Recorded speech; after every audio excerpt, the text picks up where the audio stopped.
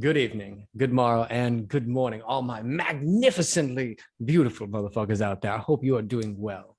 Welcome back to the Den of Iniquity, not one, but part two of our conversation of initiating the idea, where me and my favorite New Zealand boy, Mr. Bailey, Widow's Tama, start to crack into some of the crazy ass ideas that come up within the craft, or likewise that we've extrapolated from it. And tonight we're introducing a very fun one. But first and foremost, welcome, brother. How are you doing tonight? Yeah, kia ora, brother. I'm doing well, thank you. Doing very well as always. It's good to start the weekend off with a good old corridor chat with you. I always walk away from these discussions again with more questions than I have answers, but also feeling rejuvenated with positive energy. So yeah, excited always to come on and delve into the crazy world that is your mind. It's always a pleasure to always a pleasure to go on vacation there. You humble me immensely. These are things that I love, and I love the company. Lord knows me and the voices will appreciate it. What we are initiating, the idea that we're going to talk about tonight, is the idea of virtual Freemasonry. Now, oftentimes we consider virtual as being the internet and the digital, but that's not exactly what we mean. We're digging our shovels, we're digging up, we're going into the ancient and more esoteric meanings of virtual. That is the mental. So the idea that I have to suggest to you, brother, to things that I'd like to interpret your thoughts on would be, what do you think Freemasonry would look like if we were to take and remove everybody else from it? You know, individually, we know that Freemasonry means something different to each one of us. But what if that, what if it genuinely was exclusively an individual journey? There was nobody else outside of it. What if I gave you a book? You were given a book from the grand architect of the universe, and it encapsulated all of the teachings of Freemasonry. What do you think this book would look like? What do you think this would be? Do you think this is possible? Possible, yes, but would we get the same outcome with regards to challenging our prejudices and our biases? Probably not. I can't speak for anyone else other than myself, but I challenge those prejudices and those outlooks that I have on other faiths and other people from different cultures and traditions by actually interacting with them. One-on-one interaction. It's not something that I can necessarily understand getting from a book. You know, that's not something that I can connect with reading words. Rather, I find that connection in the relationships and the interactions and the conversations and the discussions between another individual who holds ideas vastly different than my own. And through those interactions, I guess that's kind of where I would find that commonality. You know, the constant sort of, I'm not going to say struggle and I'm not going to say battle, more of like a natural flow of give and take between this conversation and kind of pushing and pulling, and sort of that's how I would challenge my views, is through that interaction. And I feel as if Masonry was simply a virtual, a mental, a singular experience without any of our other brothers. I find, at least in my own respect, that very important piece of Masonry in which we find ourselves on that level in a place of equality and harmony. I would, in my mind, find that a little bit more difficult if Freemasonry was how you had just proposed it, you know, just one book that encapsulates all of Freemasonry, because it's, again, going back to what we've talked about before. You know, everyone learns differently. Everyone, some do it visually, some do it auditorily, some do it practically, you know, and some may well do it better by reading a book and by limiting that learning through just one avenue of teaching. I feel as if we would be limiting Freemasonry even further than what we already have today. And between you and I, you know, we have these discussions in which we say, you know, can Freemasonry be encompassed to all? You know, can we widen those requirements and truly be all encompassing, all accepting? And I almost feel as if that once we start limiting those ways of experiencing Freemasonry, we are starting to then narrow down to who Freemasonry can sort of, I guess, I guess, touch or sort of encapsulate, I suppose, the more we limit, and just this perfect example, if we were to just limit it to just reading, I feel as if we would definitely be narrowing Freemasonry even more, because as I said, not everyone learns from reading from a book. Not everyone can learn from reading from a book. And by cutting out those very important interactions, those very human interactions, I almost feel like we'd be going even further back. We'd be taking 7 steps back before we could ever take another step forward. But that's just my 2 cents, bro. Well, let me challenge that a little bit and look to say that, oftentimes in different theologies, we see that there is a grand text, a book which governs it. Even similarly, like let's look at like biology or science. We have things which, or mathematics, even connecting even a little bit more like root, less of interpretive, but pretty self-evident in the way that it's taught. We can oftentimes read things and then they can usher us into new understandings or questions, right, that have direct real world applications. But the only way that they were able to have those direct real world applications is if we first received them. So when it comes to this point of reception and its impregnation within the self and how we're able to really start to apply the craft into our lives, let's start like maybe an exercise book. So if you're going to work out or do yoga, right, there are practical physical exercises which would challenge you in physical ways. What if within this book, in this text, in the same way where we talk about these interactions with other people, well, what if the people you were interacting with were always muggles, right? They were always the profane as we look within the craft. So you are positioned in receiving this book, you've been positioned as a master mason. And first thing you do is you open it up and it has a series of questions and things in it that you have to go out and do now. Drawing similarly in a lot of like Christian theology, it's, love your neighbor, et cetera, et cetera. So there are things by which you need to do.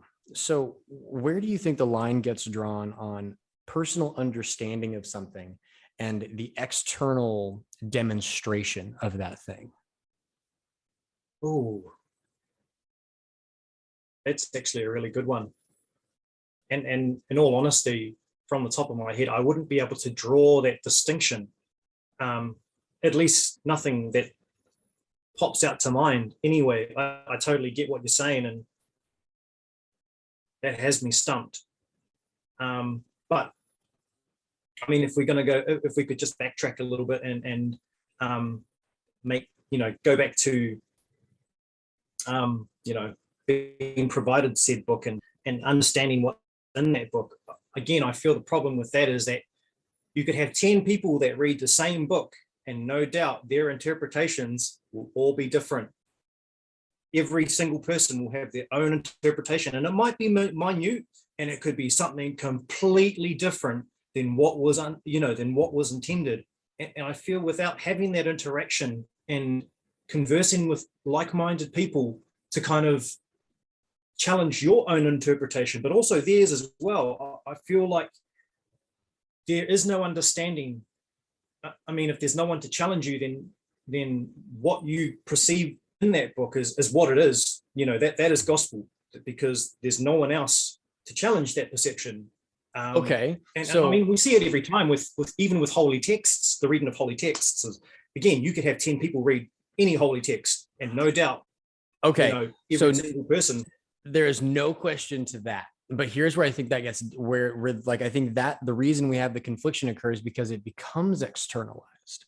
When we see in lodges today, right, there's this space where you get confliction in lodge. We've talked before in previous episodes about the old guard and the new, right? Yeah. 9 times out of 10, what the wiser of the two groups does is shut the fuck up. On a certain space, you become quiet and you observe, right?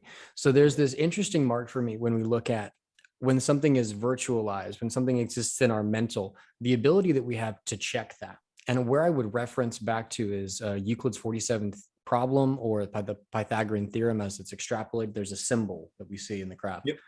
And it gives hints and indication as to the quality of man and the nature of the soul, that it is not singular, right? It isn't just mental, but it is threefold. There's a physical existence, a moral existence, and it's unified by this spiritual whole that is in fact encompassing of both of the others.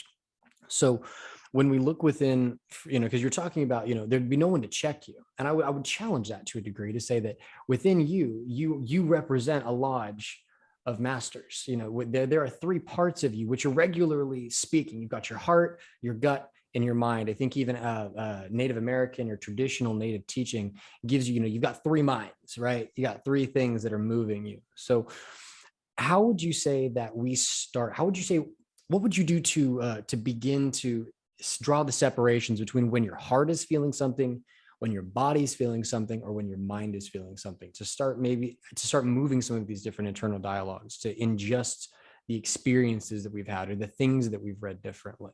Because I don't know what would be in the book, but I would think that through a series of questions and observations, we would have to start there. Because I agree. Yeah. I don't think you could do it. I don't think Freemasonry could exist in just this form. But I do think that on a certain level, it already does in the unique individual experience that all of us have coming into the craft. If we are the living text, the living book, the logos, then within us are all of the words, it's all of the experience. So how do we start to delineate the different masters of ourself and find harmony across them? Oh, I mean, you said it before, experience. But again, experience can be a double-edged sword because experience doesn't necessarily equate to knowledge. If you're on the wrong end of experience, then that can lead you down a darker path. Oh, shit. Yeah. It's both the answer I want to give, but I understand the contradiction behind it because of what I just said. Like, to me, experience seems to be the best answer in order to mitigate that, because without experiencing it first, how can you dare sort of mitigate it within yourself, through both those positive and negative experiences. But again, as I just said, experience does not equate to knowledge, or even fucking wisdom, because there are people much older than us that have lived entire lifetime. They've lived an entire lifetime and they still fuck things up through those experiences. Yeah, I mean, I don't even know how I would begin to answer that, because again, I don't know. Again, this is like the contradicting things where, as you've said, Freemasonry wouldn't, or it couldn't exist. I can't visualize it existing just within this book, but it's what we do. It's how it exists now, because we all follow these guidelines, these texts, these teachings, which are in these books. And sure, there might be subtle differences between jurisdictions. Nonetheless, the message is still the same. It may be tinted or slightly colored by local culture and tradition, but nonetheless, it is the same. And it is what we do. We read from these books, and we learn from these books, and for the most part, excluding our degrees, and especially for me, I come back home, I read a couple of books of Masonic literature, and that's how I broaden my perspective. And yet the funny thing is I'm sitting here saying that I can't imagine it being like that, yet predominantly that's what it is. Like, I've caught myself in a bit of a catch-22 here. This is exactly where we like to keep our members. Yes. Yeah, definitely. I understand the irony, I really do. And it's weird. It's not something I've ever thought about it until I've sat down and actually just voiced it out aloud. Okay, so let me build with a further question, right? What separates you from another individual outside of you?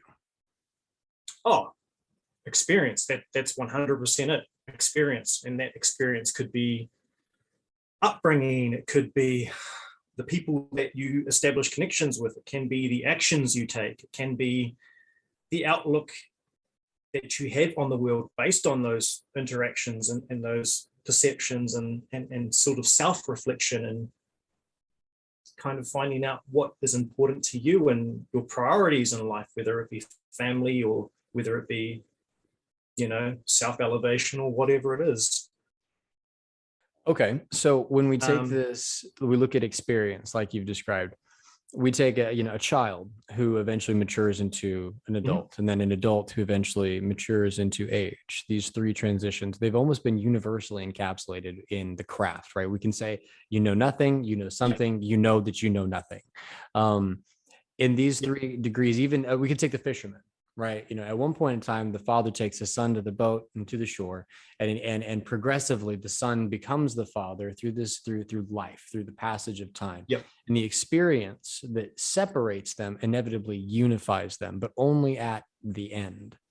So when we look at the end all, right, for human experience, do you believe, or do you have any perception connected into, what I would say is like a universal teaching, right? Something that separate, or not, that doesn't separate, but that is a whole unifier to all human, to all man, to all living life conscious. I was trying to figure out a way not to divide that too differently, to all humans, to all human experience.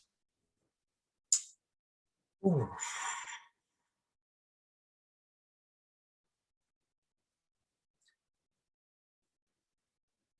Dang, that's a good one. That is a good one. I mean, if you wouldn't mind, for this particular instance, would you be able to perhaps discuss your thoughts on this, and maybe it might spark something up? Because at the moment I'm drawing blanks on this particular subject, in which with this case, I think this is something that this is when I started in not just my journey in Freemasonry, the Freemason really helped kind of put things into a better perspective, a little more of a formalized view. My particular path, my patron, the spirit, so to speak, that I learned the most from was Baron Samade, and he's a Loa of death. And this is the key word there. In the human experience, right, we know nothing except the fact that we will die. And I think this is something that inevitably unifies every one of us, is that we will die. And so we have all come up with different systems, different paths, different things to effectively teach us or bring us to an understanding of the same thing. And inevitably it's that, right, that we will die. Because everything else is subject to what you described, which was the difference in experience, right? You could be a child and still be faced with this truth. You could be as old as dirt and still be faced with, you could be a god, an idea, and you would still be faced with this truth of death. And the craft does a really good job of encapsulating this experience and bringing it directly to the individual. So when I look at something that could unify us all, and likewise a perspective point that I think would allow every one of us to inevitably arrive at the same place, some different moral teachings, different space, it's this initial truth, this initial idea that you will die. Because no matter how hard you try, you can't challenge it. I have tried. Like, like even just like conceptually, well, what if I don't? But no, I close my eyes and everything comes to an end. I blink and for a moment, the world goes dark, right? I don't know. This is not something I can beat. So how would I begin to start to understand it? How would I tackle and move on my day? What do I observe when I look outside? These are things which really, I feel like, unify each one of us. And I think it's the thing that all religions are inevitably built off of, is trying to prepare the individual for acceptance of this thing. So what do you think it means when you accept death? Or likewise, if you were unified in this, if you were to embrace this and understand this within the craft, do you think this is a pivotal point? Do you think this is what unifies us as brethren? Or do you think it's something more, something less? What is it that really ties us together in this place, that it couldn't just be one, it couldn't just be the individual, it has to be us all? I mean, you raise a good point in that particular topic, death. And I find that could be something that unifies Freemasonry, but not everyone accepts death, because, me as a deist, I have no claims to knowledge of the afterlife. It is what it is. It is what it is. And I'm pretty sure it'll be a fucking awesome ride when we get there, when my time comes. Cheers, mate. I have no fear, but the only thing I fear is leaving the ones behind me unprepared. That's my biggest fear in life. Not death itself, but, leaving nothing for my family, or leaving them off in a worse state than I arrived in. You don't want to leave the sun on the shore, right? Yeah. That is my worst fear, not death itself. But I could comfortably say that there are those within the craft that do fear death. They don't accept death. And it might be because within their religious system or their dogmatic system, there is life after death. So is that really truly death in their eyes? Because there is, it might be the end of them in their physical form, but that's not death if they are still who they are, in the next life, as they are now. Okay, So that's a challenge point, right? When we look at the as they are now, and I think a lot of people they have an idea of their identity, like within the craft, you can have an idea of what it is, but there's a difference to the truth that underlies it. If your entire world is decided and divided by sensory input, right? That's what you see, what you touch, what you feel, what you fuck. All of these things create you today. This identity, this thing by which inevitably is bound to the physical. So if the physical ends, the thing which is stimulating and has created this whole identity, this ego, that will die. What are you? So what are you beyond your body? Because the mind perceives the data that your body gives it. So what to you do you think you are beyond that? Or not you, I mean the individual, right? But to you, who are you beyond what your body tells you you are? Oh, nothing than what I am now. I know that for sure. It's why I don't fear death, because I know that me as I am, again, as you've said, as I am now, it's a compilation of sensory stimulation, through experience, all that sort of jazz. Once that's gone, it's gone. At least within my own beliefs and reflection. I have no idea, and it's that unknown that excites me, to be very honest, because it's something that is something completely different to what I ever experienced now. Dreaming might come close, and it might do, it might not. Who knows? And unlike many, I don't fear the unknown, especially when it's inevitable. As you've said, it's inevitable. Everyone goes through this journey. It's not just me that's going through it. That would scare the shit out of me if everyone else was living and I was the only one that died. But holy shit! But what if that's it? What if that's it? Okay, so let's think about this, right? So, because I think that there's a high thought there, right? What if you are the only one who is dying and everyone else around you is an extension of that self, right? So everybody else is technically, they live as long as the idea lives. They live as long as the thought, but they are nothing other than an abstraction of the self who is dying, right? That's why, because we said earlier, right? It's an individual experience. It can only be an individual experience, because no matter what I say, no matter what, if experience is the only thing that separates us, well, then it's just a matter of time before I am you and you are me. So what if it is just us? What if inevitably everybody else is just a conception of the mind, and inevitably, because if all that we know in this world, the sensory stimulation, the things which our brain tells us, well, right now I'm looking at you, right? I'm hearing you, but I'm not you, right? There's a separation there whereby the only thing that I can see and know is me, and that each moment I'm moving closer to an inevitable point of unknown. I mean, if it, branching from that, if that was what death was, was just, and it was just something that I encountered, and everything else was detached from it, that would scare me more, because then it's just me, and I know me, and I hate my own fucking company the best of times. An eternity of just me sounds like my own personal hell, because there is no stimulation from just being me, from just learning or existing within myself. Oh, sweet brother, this is sexy, because I think that's the root of even like, what if that's why I'm here? And likewise, there is such variance between all living consciousness from the beginning of time to the end of time, is because it is just us. And that fear is so horrifying on a certain level that it causes the need to stimulate continuance, difference in experience. I've heard some people say that God is just a dream remembering itself, or likewise, it is an individual. It's one thing collectively experiencing all versions of itself. You know, Hermeticism says that there really is just one thing, and the way it operates is like an ecosystem, all serving a singular evolutionary path. That's why there's difference, right? Because if it was just an individual thing, well, then it would be over very quickly. But in order to prevent it from being over, it experiences variation like in an infinite cycle to not die. That's the need of the soul to remain immortal. Yeah. Is this continuance.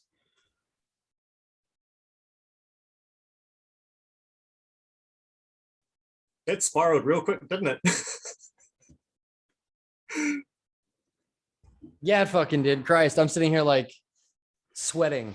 I'm like, fuck. You're sweating what? I'm bloody sweating up a storm here. Like, I think I want the book back. Give me something to tell me what to do. Yeah.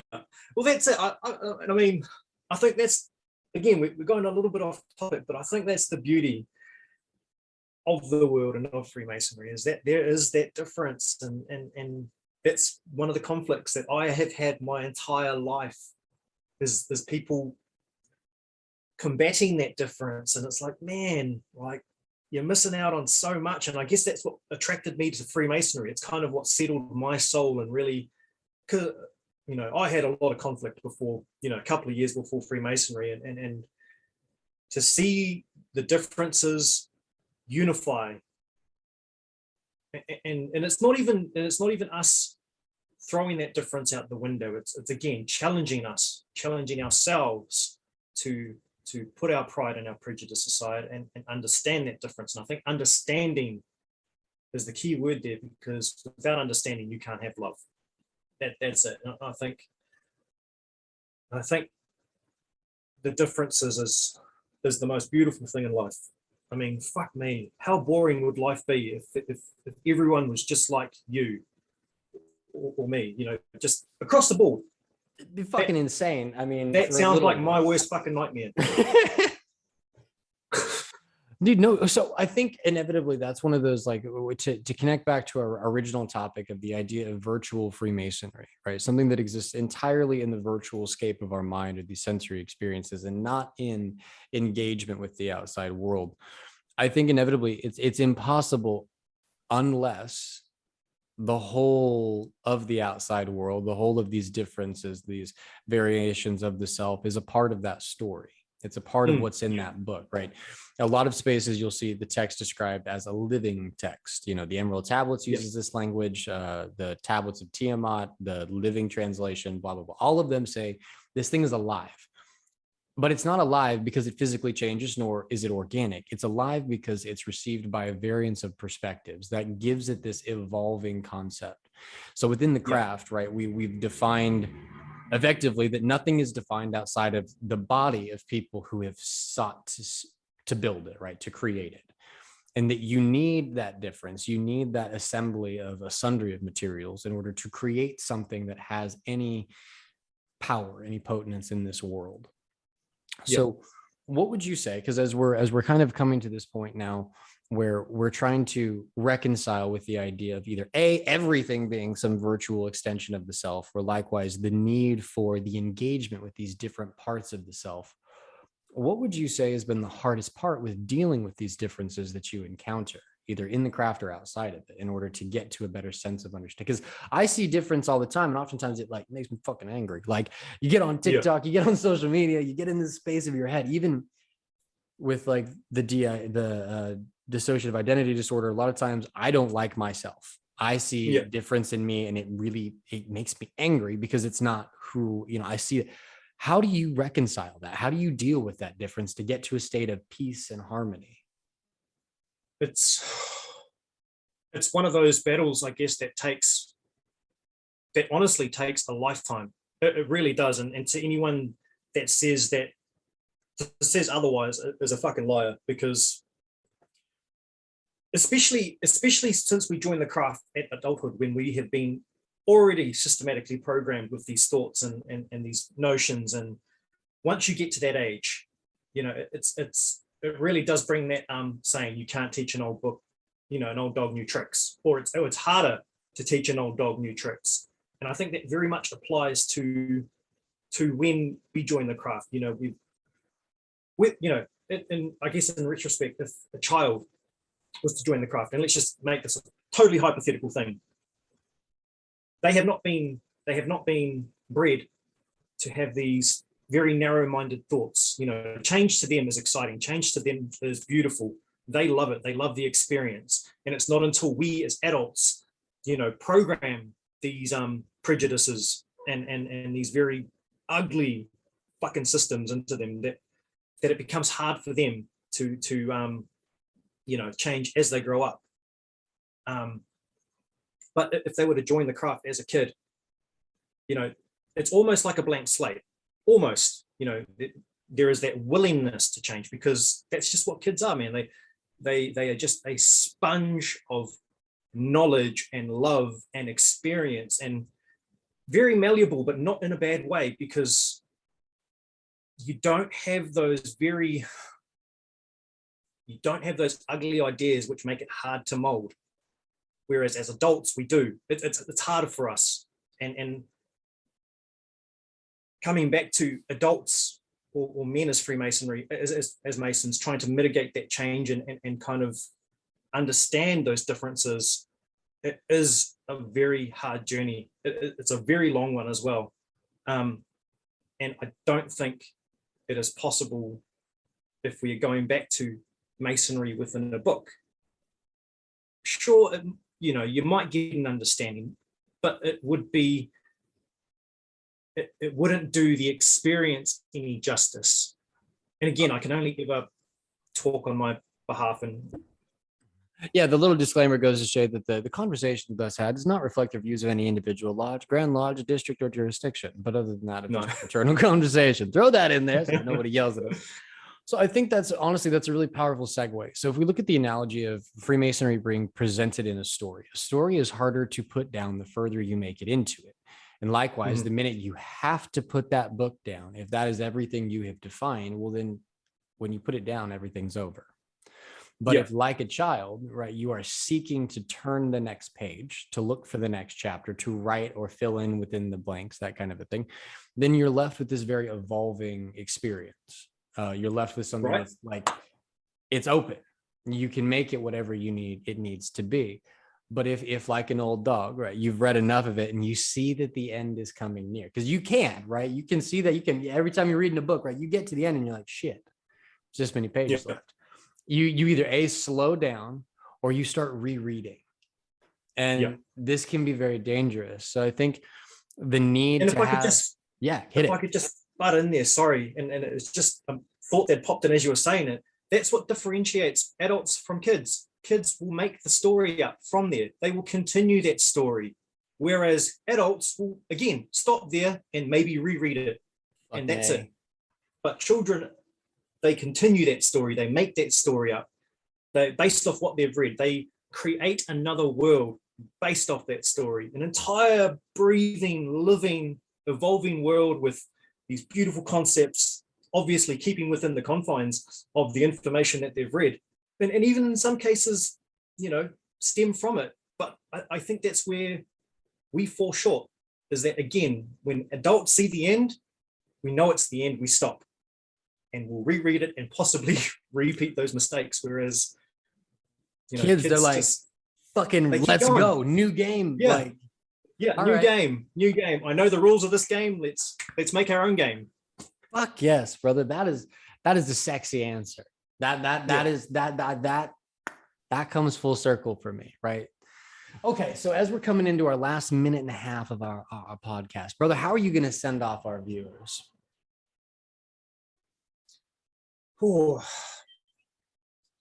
Challenge yourself every day. Remember that we are only human. Remember that we will falter, we will fall over. Do not let that define you. Learn from those mistakes. Do not let it mold you into something that you are not. I guess the key word here is learn continuously. Open up those doors of prejudice. You will, I promise you, you will not be disappointed, because if you keep those doors closed, you are going to miss out on an opportunity that you didn't even know would change your life forever. Fucking A. And close the book. Mic drop. That's beautiful. Brother, thank you so much for joining me on this podcast, for helping me to answer this question of virtual Freemasonry. Is it possible? And I think we've well rounded that. Thank you so much. Thank you very much, brother. Kia ora. Kia ora.